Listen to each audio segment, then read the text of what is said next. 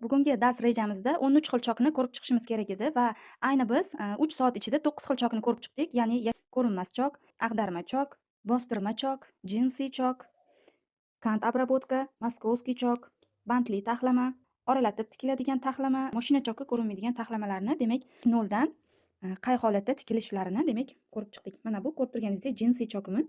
Mana bu ag'darma chokimiz murskoy ko'ylaklarda tikiladigan.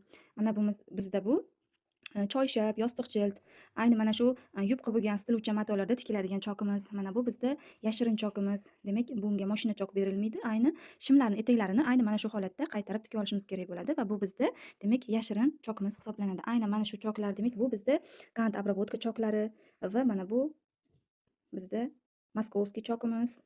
Keyingisi bandli taxlama va bularimiz hali chala. Obrazes ikki qator ko'rsatib o'tib ketdim.